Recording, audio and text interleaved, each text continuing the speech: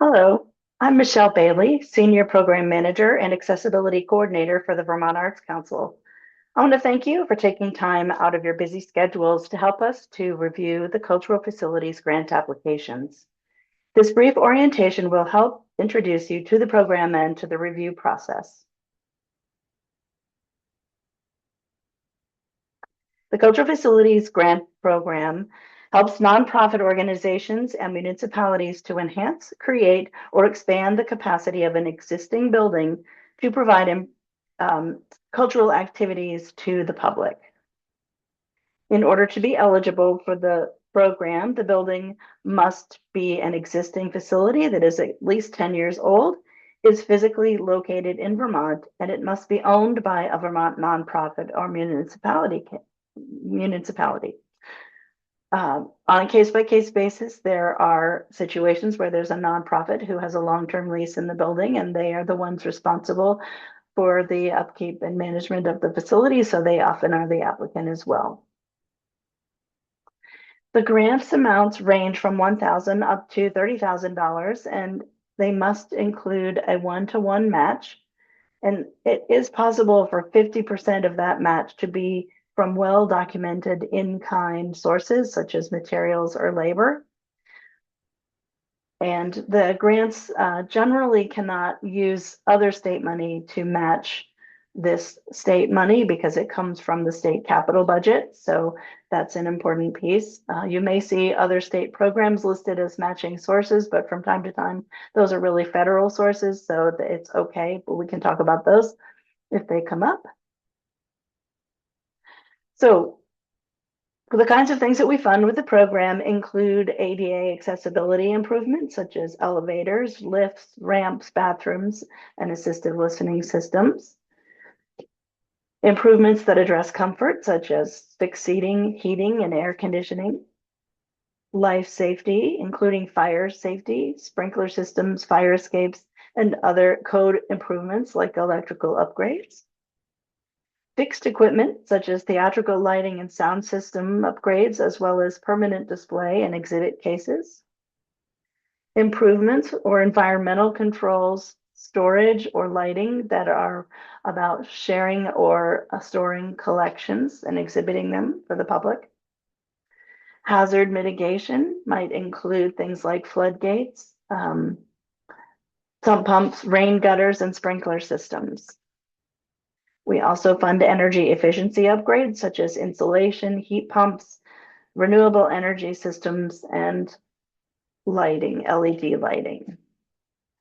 There's a number of things that we do not fund, primarily all the planning and permitting stuff that happens before an applicant is coming to us, surveys and architectural fees and those kinds of things. We don't do programming. We don't support multi-year projects or routine maintenance. We don't support movable furniture, rugs, or appliances, and things like major structural repairs, roof windows, etc., or new construction, unless it's directly connected to an accessibility improvement, like an addition for an elevator shaft or something.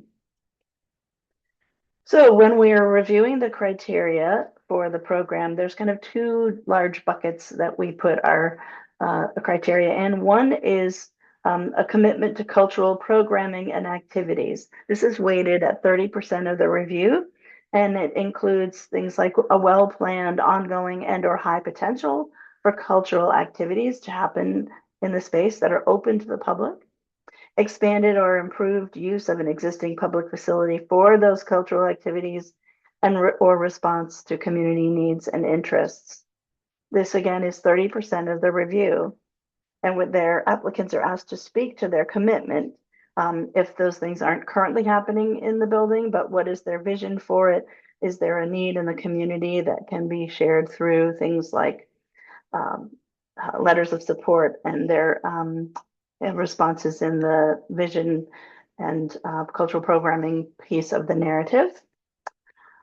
And then the second larger criteria is at 70% of the review is the overall quality of the project, that it's high and it considers the needs of the facility, has a prioritized plan for improvements, is sensitive to the preservation of significant historic features and consideration of that community context when renovating a historic building, the ability to manage the project. There's a reasonable and appropriate budget and a grant request.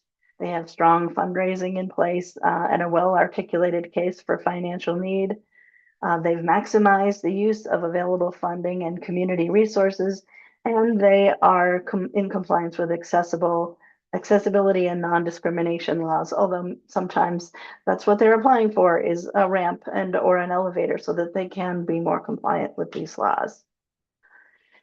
So when you look at the application, you'll see that there are narrative questions that relate back to all the criteria. There's organizational information. Key people involved are listed. There is a budget form that includes both expenses and income. The expenses include personnel and non-personnel, things like materials and capital purchases, et cetera. And there's a space for them to include other categories and as well as a contingency category. And then the in-kind possible contributions as well. Then on the income side, what are the sources or potential sources for the match and how will they pay for it above and beyond the grant request? And on the budget narrative page, you'll see there is a field that is available for them to really explain how they came up with the numbers in the budget, which estimates they might have referenced, and why they've chosen what they've chosen, and just a breakdown of some general information about the budget form. They are asked to reference and include the relevant estimates in the budget form. And sometimes, they have been asked to provide two estimates. Sometimes that's not possible for a variety of reasons. So we ask them to explain some of those reasons, which we do have allow for some leniency in those things.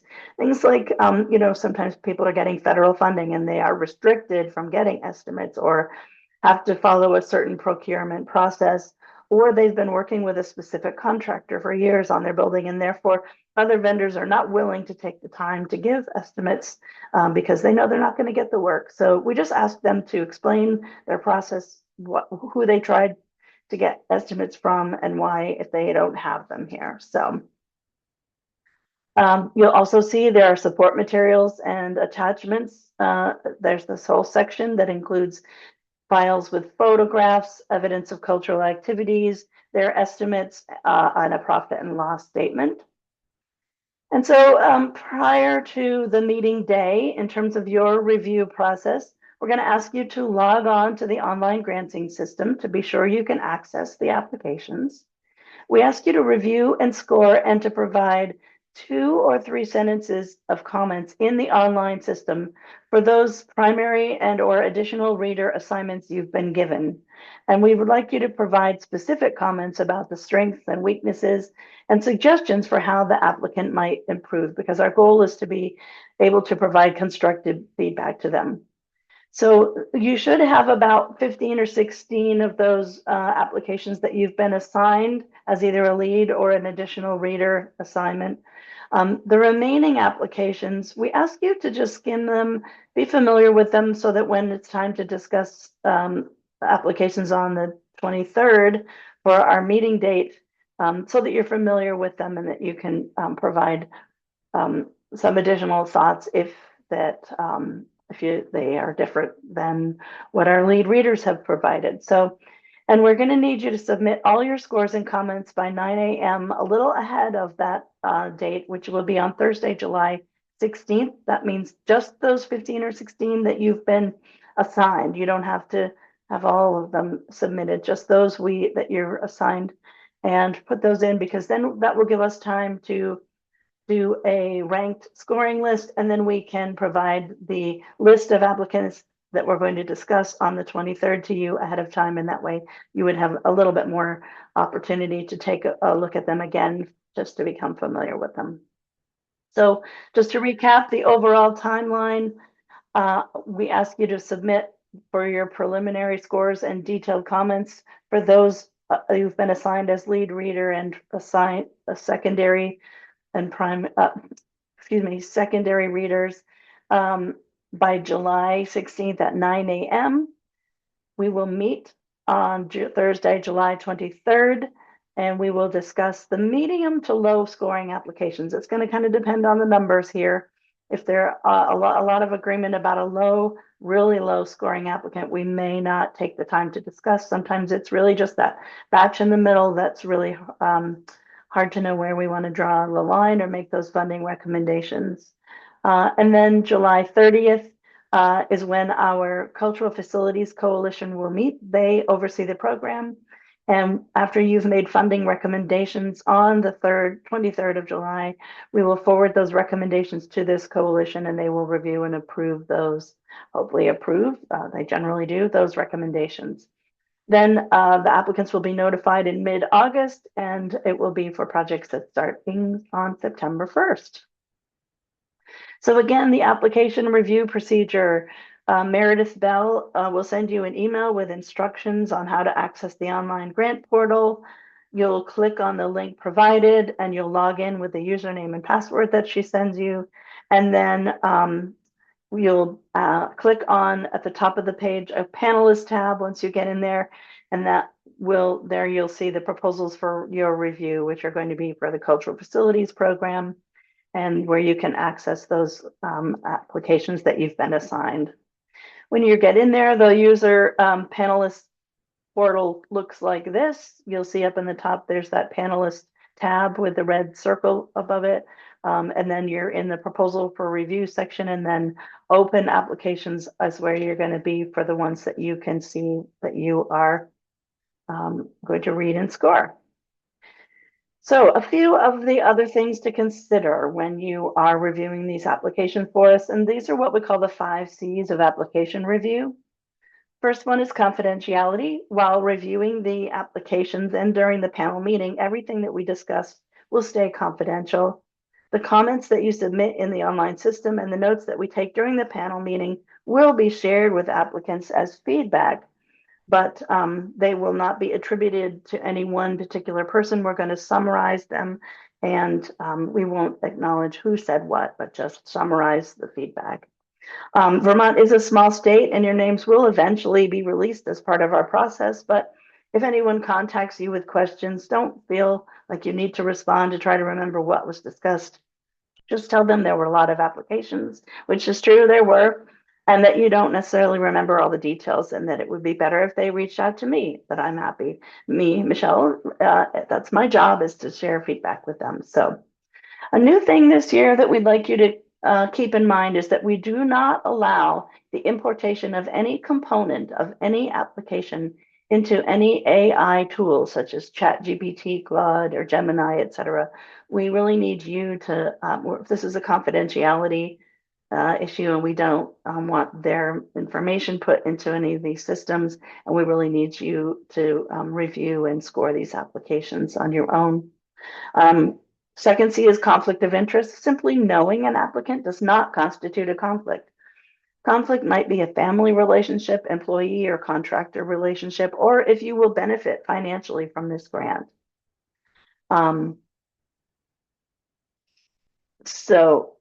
Let me know if you have any conflicts with any of the applicants, and I will be sure to recuse you from that review. Sometimes you may feel like you could be objective, but you're concerned about the perception of a conflict of interest. That can also be enough to have you recuse yourself from the scoring and discussion of that application. If you do have any conflicts, please let me know as soon as possible, because I may need to reassign you, reassign a reader to that application. So that will be one of the first things we need you to do, is just to check the list of applicants to make sure that you don't have any conflicts. And if you do, to let me know. The third C is context. Use the context of the organization, its community, and the criteria to rate the proposals. When looking at applications, it may be difficult to evaluate a really big established organization compared to a really rather small organization that's all volunteer. Rather than trying to compare them to each other, keep in mind the context of each project and ask, is this project a good investment? Is the work reasonable and impactful in the context of the community they serve and the kind of organization they are? For example, if this is a project where it's an all volunteer historical society, consider if, in the context of volunteer historical societies in a small rural community, is this a strong project? Will it have significant community impact? The fourth C is consistency. While we all have our own biases and experiences, recognize that and stay consistent with yourself when evaluating the applications. And then finally, our fifth C is criteria, which I've already gone over.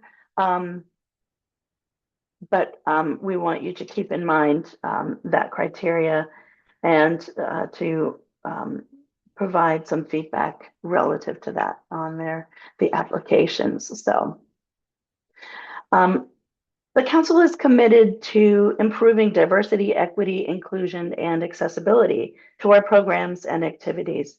And in that spirit, we've incorporated a document into your panel materials that asks each of you to explore your own biases in the context of this program and in the context of each application through a series of self-reflection questions. Please take time to read the document that was sent to you in your email with review instructions. It has more detail, but basically, these are some of the sample questions that we ask. Things like, what are some of the beliefs that I hold about who deserves consideration for this grant program? Do any of these beliefs favor one cultural group over another? And or how has the lack of financial, educational, or material resources contributed to this grant application? Am I penalizing this grant application for any of these reasons? You know, for example, maybe they're just not good grant writers, but the funding and the project will have a great and significant impact in the community. So keeping those things in mind. Am I feeling hesitant or defensive toward any new ideas presented in this application? And will my decision regarding this grant proposal further the work of inclusivity? So now a little bit more about the panel meeting day. When we meet on July 23rd, we will discuss most of the applications that scored lower or in the medium area. We won't really worry about discussing the highest ranked applications. The goal is to provide an opportunity to discuss the strengths and weaknesses for those who don't make the cut or who are in the middle batch there, that we need to figure out where to draw the line for funding recommendations, and to provide substantive feedback to help applicants grow and improve. So as a lead reader, you'll see that you're assigned a lead reader on about 5 or 6 applications. We want you to do a really in-depth review of those proposals. You will be asked to speak first during the panel meeting to summarize the organization and the application project that they're submitting in maybe 2 or 3 sentences, very brief. Provide an analysis and feedback on each section of the proposal, meeting those 2 criteria areas. How have they done in terms of cultural programming and the commitment to it, and also that quality and the impact of the other, 70% of the review. You've also been assigned as an additional reviewer 1 or reviewer 2, and you will also be asked to give a pretty thorough review of the application for those. And you will be asked to speak after the lead reader just to follow up. If you agree with everything that's been said, that's fine. You can just say that. If you have a different opinion, that's why we come together to speak as a group. We ask you to share your thoughts and provide your perspective on this application with your own analysis and feedback, and we'll have a chance to kind of rescore those applications at that point. Then with the remaining applications, which will be about the remaining other half of them, there's a total of 31 applications. Just read through them to be familiar with the other proposals that are not assigned to you, because after we score and rank them and we come together in the meeting, there may be those that we all want to discuss. So just to make sure that you're at least familiar with them when we meet. So that's it for the brief orientation. I'm happy to answer any questions that you may have. Please feel free to contact me or Meredith Bell, who will also be reaching out to you. She can help with any maybe technical issues that you're having with online granting system, and I can help you with other questions. So Thank you very much again for your time.